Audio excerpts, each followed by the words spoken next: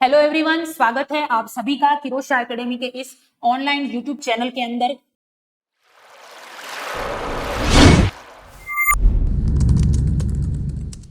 जो भी इस चैनल पे नए हैं एक बार चैनल को सब्सक्राइब कर दीजिए ताकि जो भी न्यू नोटिफिकेशन गुजरात की वैकेंसी का आएगा वो आपको इसी चैनल पे प्रोवाइड करवाया जाएगा। और अभी तक अगर आपने अपनी पढ़ाई को शुरू नहीं किया है तो शुरू कर दीजिए, ऐप को डाउनलोड कर दीजिए, थ्योरी पढ़ना वहां पे स्टार्ट कर दीजिए और प्रीवियस ईयर के पेपर भी आपको वहीं पे मिलेंगे। और यहाँ पे हम लोग प्रीवियस ईयर का पेपर जैसे कि आपको पता है कि हम सॉल्व कर रहे थे। पिछले वीडियो अगर आपने नहीं देखे हैं तो उसको जरूर देखिएगा, आपको आइडिया लगेगा कि कैसा पेपर आता है और बहुत अच्छा पेपर आता है। उसके साथ में मैं आपको बता रही हूं कि कैसे आपको पेपर सॉल्व करना है, कहां पे गलती हो सकती है, क्या टॉपिक है यहाँ पर, तो सारी चीजें हम लोग यहाँ पे देखने वाले हैं। तो चलिए स्टार्ट करते हैं। यहाँ पे हमने जो सीरीज यहाँ पे शुरू करी है तो उसका अगला क्वेश्चन यहाँ पे क्या होने वाला है तो देख लीजिए। नेक्स्ट यहाँ पे क्वेश्चन है, golden colour amniotic fluid is seen in. Golden colour का जो एमनियोटिक फ्लूइड है वो किसमें देखा जाता है। अगेन ओबीसी का क्वेश्चन है यहाँ पे। एमनियोटिक टॉपिक इंपॉर्टेंट है, एमनियोटिक फ्लूइड ओबीजी डिटेल में ऐप पे मिलेगा आपको, ठीक है।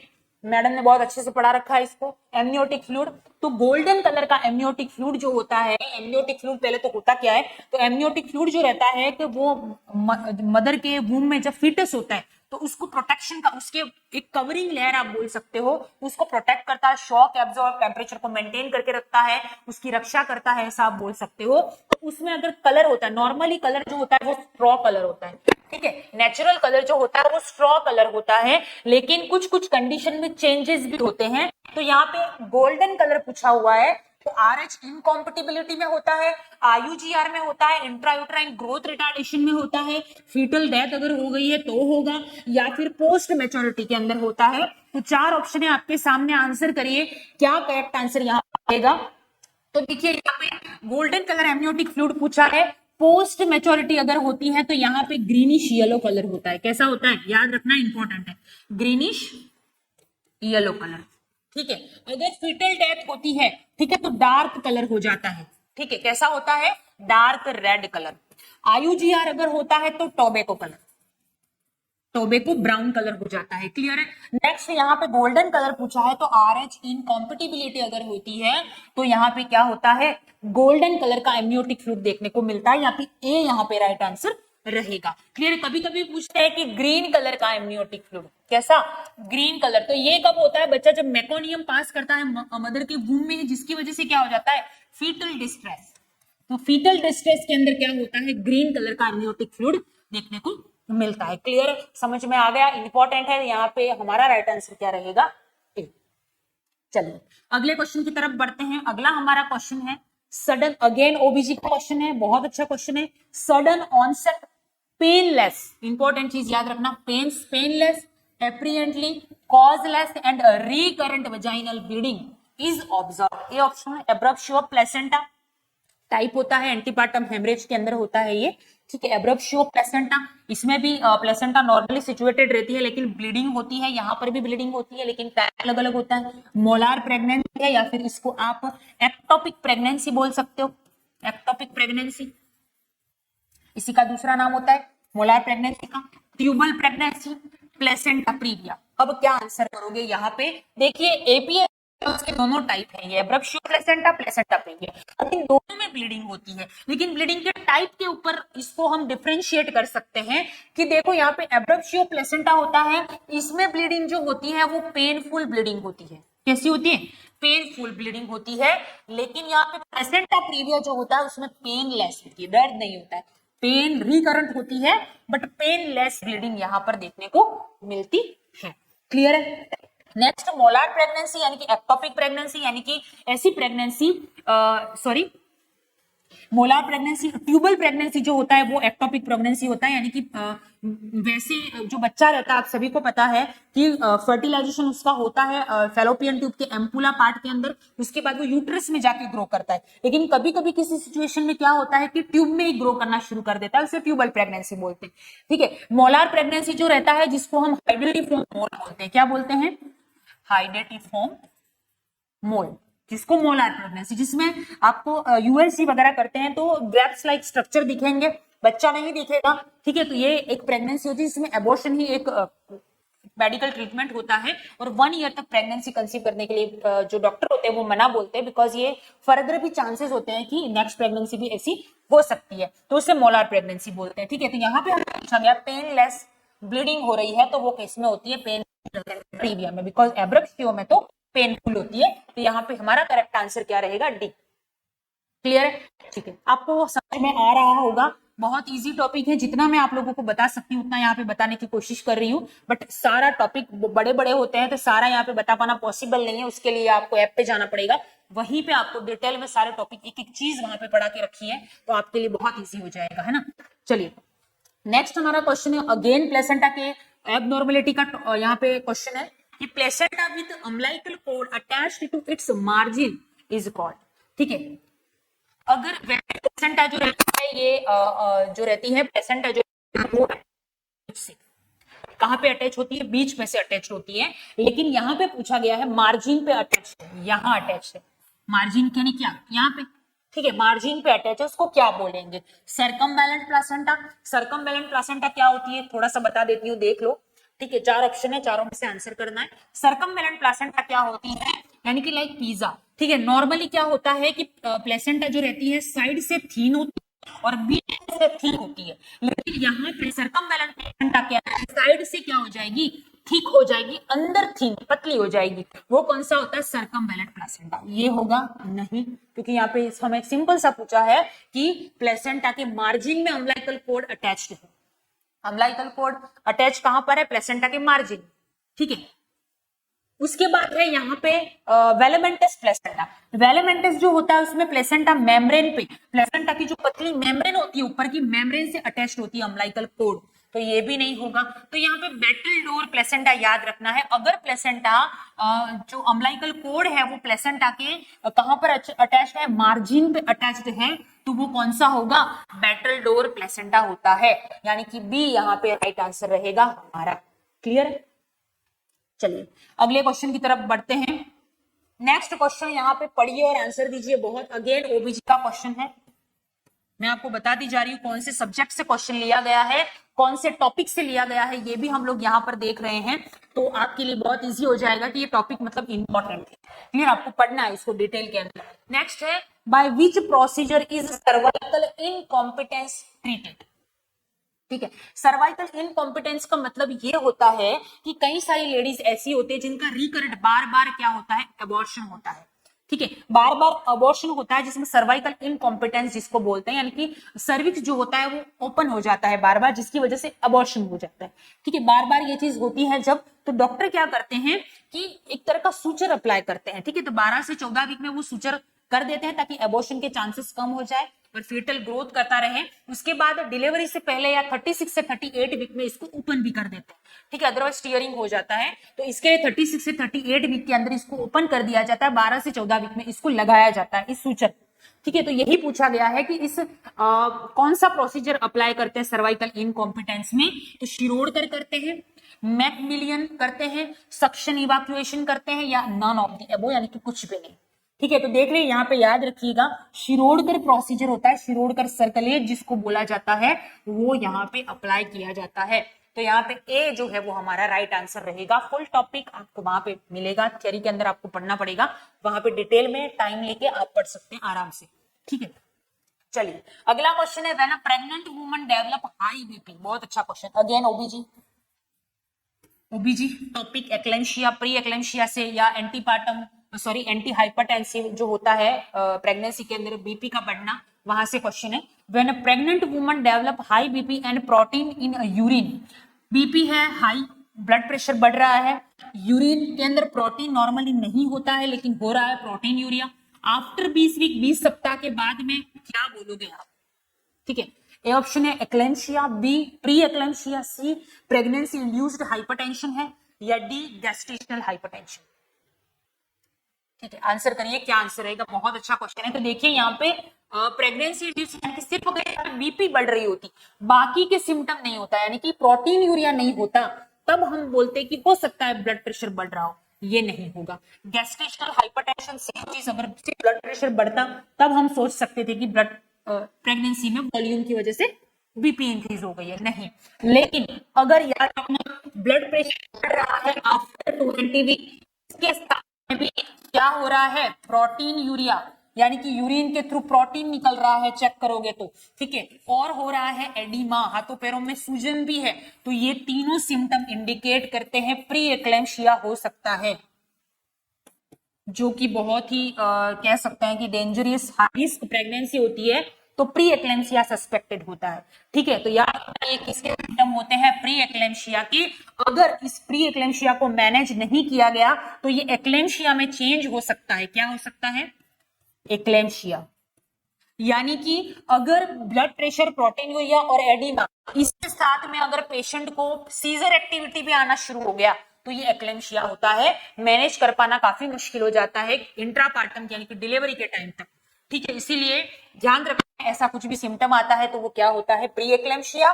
उसके साथ में इन तीनों क्लासिकल सिम्टम है, ये तीनों याद रखने हैं, ठीक है। इसके साथ में सीजर एक्टिविटी भी इन्वॉल्व हो जाती है तो उसको हम क्या बोलते हैं, एक्लेम्पसिया बोलते हैं। क्लियर है, आई होप आपको समझ में आ रहा होगा। बहुत अच्छे क्वेश्चन है आप लोगों के लिए, आगे भी हो सकता है आपको ऐसा ही कुछ इन्हीं टॉपिकों में से क्वेश्चन मिले, इसीलिए टॉपिक को डिटेल में पढ़ना पड़ेगा, ठीक है। तो बहुत अच्छे क्वेश्चन है। नेक्स्ट यहाँ पर है up to how many days, again OBG. इसने इस पेपर में मैंने आपको देखा है, मैंने क्वेश्चन हमने सॉल्व करे, हर सब्जेक्ट से इन्होंने क्वेश्चन लिए और बहुत अच्छे टॉपिक, ठीक है। OBG up to how many days postpartum lochia rubra normally observe, ठीक है। नॉर्मली ऑब्जर्व तो याद रखिएगा पोस्ट प्यूपेरियम, अभी मैंने थोड़ी देर पहले बताया था दूसरे नेक्स्ट अगले वीडियो में। तो प्यूपेरियम, प्यूपेरियम, ये जो प्यूपेरियम होता है यानी कि पोस्ट डिलीवरी 6 वीक तक होता है, ठीक है। 6 वीक तक होता है, इसमें कुछ डिस्चार्ज होता है, ठीक है। लोकिया जिसको बोलते हैं, RSA सीक्वेंस रहेगा, लोकिया रूब्रा, सिरोसा और एल्बा, ठीक है। तो यहां पे हमें पूछा गया है कि up to how many postpartum lochia rubra observe, यानी कि आर जो रेड कलर का होता है मोस्टली किसमें, क्योंकि इस टाइम यूट्रस पे ब्लड सप्लाई ज्यादा होती है, ठीक है। मोस्टली जो क्लोट वगैरह होते हैं वो भी यहाँ पे ड्रेन आउट होते हैं, इसलिए ये रेड कलर का होता है, कि 1 से 4 दिन तक होता है, ठीक है। नेक्स्ट लोकिया सीरो 5 से 7 दिन तक ल्यूकोसाइट, थोड़ी सी ब्लड सप्लाई माइल्ड कम हो जाती है, ठीक है।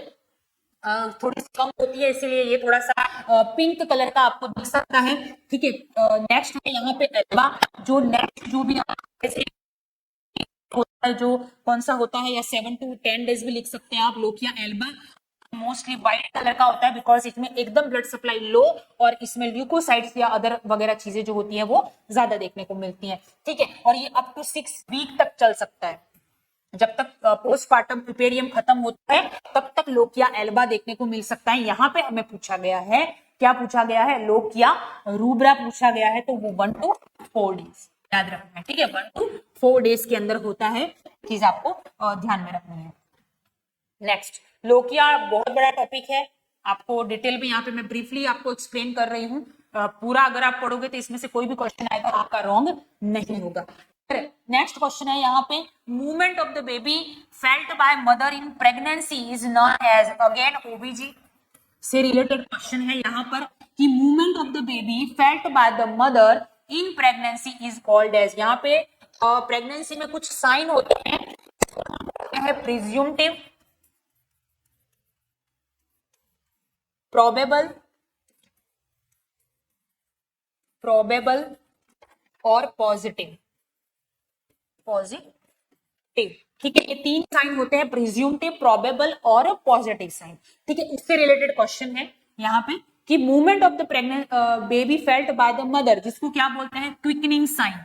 कौन सा होता है, क्विकनिंग साइन होता है 18 से 20 वीक के अंदर हमें, या मदर को फील होता है 18 से 20 वीक के अंदर, क्विकनिंग साइन इसको बोलते हैं। और ये एक तरह का प्रिज्यूमटिव साइन है, याद रखना है। क्विकनिंग जो है वो कैसा साइन है, प्रिज्यूमटिव। उसके अलावा प्रिज्यूमटिव में amenorrhoea, frequency of micturition, breast changes, chloasma वगैरह जो भी होता है वो सब यहाँ किस में आता है, आपके प्रिज्यूमटिव में। उसके साथ में क्विकनिंग साइन। उसके बाद में होता है प्रोबेबल। प्रोबेबल साइन के अंदर जितने भी दूसरे अदर साइन आपने सुन रखे होंगे, चार्डविक साइन ओसिएंडर साइन, उसके बाद यहाँ पे जैकवेमियर साइन वगैरह होता है, ठीक है।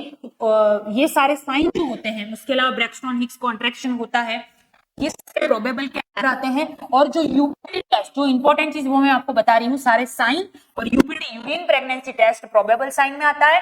पॉजिटिव के अंदर यानी कि यूएस फीटल जो दिखते हैं यूएसजी में, इसमें आता है पॉजिटिव साइन के अंदर। तो यहाँ पे पूछा गया है कि क्विकनिंग साइन जो होता है वो, sorry baby felt by the mother, तो वो क्विकनिंग साइन होता है। तो यहाँ पे सी जो है वो आपको याद रखना है। बाकी एंगेजमेंट, लाइटनिंग, ये सब फर्स्ट स्टेज ऑफ लेबर के अंदर आपको देखने को मिलेंगे। क्लियर है? चलिए अगला क्वेश्चन है। यहाँ पे आगे बढ़ने से पहले अगर आपको ये वीडियो पसंद आ रहा है तो वीडियो को ज्यादा से ज्यादा करके शेयर कीजिएगा अपने जो भी फ्रेंड्स हैं आपके साथ में, जो भी जॉब करते हैं, जो नर्सिंग से रिलेटेड है उनको, और जो अपकमिंग गुजरात के अंदर जो वैकेंसी आने वाली है उसको क्लियर करना चाहते हैं, जिनके जो पढ़ना चाहते हैं, जिनको ऐसा है कि वो गवर्नमेंट जॉब लें, तो ऐसो के साथ आप शेयर जरूर कीजिएगा और आप पढ़ाई शुरू रखिए, जारी रखिए। रेगुलर अपडेट आपको यहाँ पे इस चैनल से प्रोवाइड करवा दिया जाएगा। अगला क्वेश्चन है, मैटरनल अल्फा फीटोप्रोटीन इंक्रीज्ड इन। आपने सुना होगा कि अभी प्रेगनेंसी में क्या होता है, कुछ टेस्ट करवाते हैं, ठीक है। टेस्ट के अंदर क्या टेस्ट करवाते हैं? एनटीबी टेस्ट कराते हैं फर्स्ट ट्राइमेस्टर में, उसके अलावा double marker, triple marker, quadruple marker, ये सारे टेस्ट करवाते हैं। उसमें करते क्या है आपको आइडिया होगा, कुछ बच्चों को अगर जिन्होंने पढ़ रखा है, ठीक है। तो उसमें क्या करते हैं कि कुछ मार्कर जो होते हैं, कुछ केमिकल मार्कर जो होते हैं, उनका क्या करते हैं, लेवल चेक करते हैं कि कहीं वो बढ़े हुए तो नहीं है प्रेगनेंसी में, या कम तो नहीं है, क्योंकि बढ़े हुए हो तो भी दिक्कत है, कम हो तो भी दिक्कत है, ठीक है। बच्चे के अंदर प्रॉब्लम हो सकती है, इसको आइडेंटिफाई करने के लिए ये टेस्ट करवाते हैं। तो यहाँ पे पूछा गया है कि मैटरनल अल्फा फीटोप्रोटीन जो होता है उसका लेवल इंक्रीज्ड है, यानी कि बढ़ा हुआ है, तो बच्चे में क्या हो सकता है? डायबिटीज हो सकता है, डायबिटीज इससे पता लगेगा, रूबेला का इंफेक्शन हो सकता है, न्यूरल ट्यूब डिफेक्ट हो सकता है, क्लेफ्ट लिप हो सकता है। अगेन ओबीजी का क्वेश्चन है, बहुत अच्छा क्वेश्चन है। तो याद रखना है कि यहाँ पे अगर maternal alpha fetoprotein maternal alpha fetoprotein का जो लेवल है, अगर प्रेगनेंसी में बढ़ता है किसमें? न्यूरल ट्यूब डिफेक्ट में, और कम होता है डाउन सिंड्रोम, याद रखना है, ठीक है। ट्राइसोमी 21 जिसको बोलते हैं, उसके अंदर यहां पे हमारा राइट आंसर क्या रहेगा? सी। आपको समझ में आ रहा होगा, बहुत अच्छे क्वेश्चन हैं और टॉपिक बड़े अच्छे लिए हुए हैं। तो चलिए आगे बढ़ते हैं। The pregnant uterus reaches the umbilical level at the level of umbilical, 9 week में, 10 वीक में, 36 वीक में, या 24 वीक में? आंसर करेंगे क्या राइट आंसर रहेगा? यहाँ पे 4 ऑप्शन है आपके पास में कि the pregnant uterus reaches the umbilical level at the level of umbilical. देखिए बिफोर 12 वीक एग्जाम में पूछा गया है, वही मैं आपको बता रही हूं कि 12 वीक से पहले uterus become pelvic organ. 12 week से पहले पेल्विक ऑर्गन रहता है, यूट्रस जो रहता है वो। 12 वीक के बाद में, यानी कि आफ्टर 12 वीक, ये क्या हो जाता है? आफ्टर 12 वीक ये जो रहता है वो एब्डोमिनल ऑर्गन बन जाता है, ठीक है। या फिर आप बोल सकते हो एट सिम्फाइसिस प्यूबिस जो होता है उसके लेवल तक आ जाता है। तो अब ये एग्जाम में पूछा गया, इसलिए बता रही हूं मैं आप लोगों को कि यहाँ पे pregnant uterus reaches umbilical level तक कब पहुंचता है, ये पूछा गया है। उसके अलावा 16 वीक की जब प्रेगनेंसी होती है तब ये अम्बिलिकस के और कहां पे रहता है? अम्बिलिकस के और सिम्फाइसिस प्यूबिस के बीच में रहेगा यूट्रस। उसके बाद में जब 20 से 22 वीक या 24 वीक आप बोल सकते हो, तो 20 से 22 वीक की जो प्रेगनेंसी होती है उसमें eight the level of umbilicus रहता है। कहां पे? Eight the level of umbilicus. तो यहाँ पे आप देख सकते हैं किसमें दिया हुआ है, तो हमारे पास यहाँ पे 20 से 22 तो नहीं है, बट 24 वीक है, तो उसको भी अप्रोक्स वहां तक ही मानते हैं, ठीक है। तो ये याद रखना है। बाकी 36 वीक में तो लाइटनिंग वापस से हो जाती है, ठीक है। उसके अलावा 10 वीक के अंदर तो ये पेल्विक ऑर्गन रहेगा below the symphysis pubis, 9 week में भी बिलो रहेगा, तो यहाँ पे 24 वीक हमारा करेक्ट आंसर बनेगा। क्लियर है सबको? तो याद रखना है ये। आगे बढ़ते हैं। Which of the following belief reflect delusion of grandeur? Delusion of grandiosity psychiatric से क्वेश्चन है। साइकियाट्रिक सर ने बहुत अच्छे से एक्सप्लेन करके रखी है। आप थ्योरी पढ़ना चाहते हैं, ऐप पर जाइए, ऐप को डाउनलोड कर लीजिए, साइकियाट्रिक पढ़िए और फटाफट से आंसर करिए। ठीक है, यही एक फॉर्मूला है सिलेक्शन लेने का, बाकी कोई शॉर्टकट फॉर्मूला नहीं है। आपको पढ़ना तो पड़ेगा, बिना पढ़े सिर्फ क्वेश्चन के आधार पर आप अपना सिलेक्शन नहीं ले सकते हो। एक बार थ्योरी पढ़ो, फिर क्वेश्चन पढ़ो और फिर प्रीवियस ईयर के पेपर सोल्व करो, आपका सिलेक्शन पक्का हो जाएगा। ठीक है, चलिए साइकियाट्रिक से रिलेटेड क्वेश्चन है, which of the following belief reflect delusion of grandeur या ग्रैंडियोसिटी जिसको बोलते हैं। तो ए ऑप्शन है highly famous and important, B option is being killed, C option है अनरिलेटेड थॉट, डी ऑप्शन है रिस्पॉन्सिबल फॉर एविल वर्ड।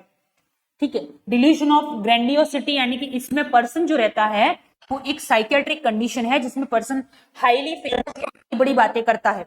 ठीक है, मैं इसके जैसा हूँ, ये मेरा फ्रेंड है, वैसा कुछ, यानी कि कोई बड़ा फेमस कोई जैसे अमिताभ बच्चन है तो वो पर्सन यूं बोलेगा कि ये मेरा फ्रेंड है, मैं इससे मिल चुका हूँ।